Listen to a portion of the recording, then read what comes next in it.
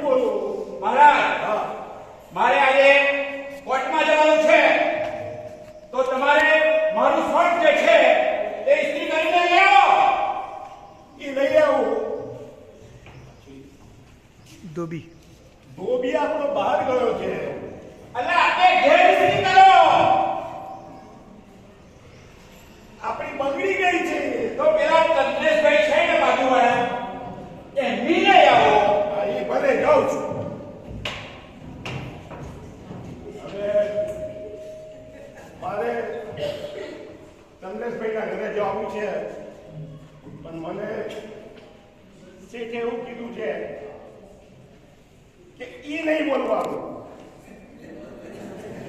કઈ નહીં, હવે હું ચંદ્રેશભાઈના ઘરે જાઉં અને એમની લઈ આવું. ઓહો, ચંદ્રેશભાઈ, હું તમારા ઘરે જ આવતો હતો. શું મહારાજ, શું વાત છે? કશું કામ હતું? હા, મને તમારી સ્ત્રી શું જોઈએ. લાગે છે? એમાં શું થઈ ગયું? આપણને આની છત્તી કઈ લાગે છે? ક્યાં ઘડી ઘડી માંગે છે તમારી? હરામખોર, તને શું બોલે છે? ભાન છે નહીં? અરે એને મારે છે કેમ તું? અરે મારું નહીં તો કરું છું, એ શું માગે છે તને ખબર છે? હા, મેં જ મંગાવી છે. હે? હા, એ મંગાવ્યું છે? હા, મેં મંગાવી છે.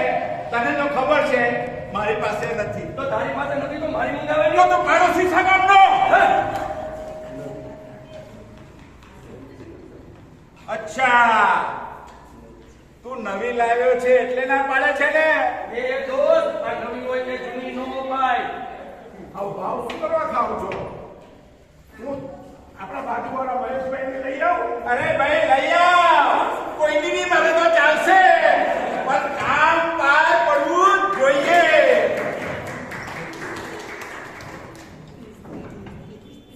શું સમજ્યા? અરે ચંદ્રભાઈ, ચંદ્રભાઈ,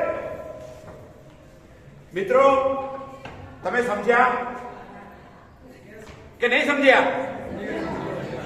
ગેરસમજ નાટકનો ભાગ 1, એની અંદર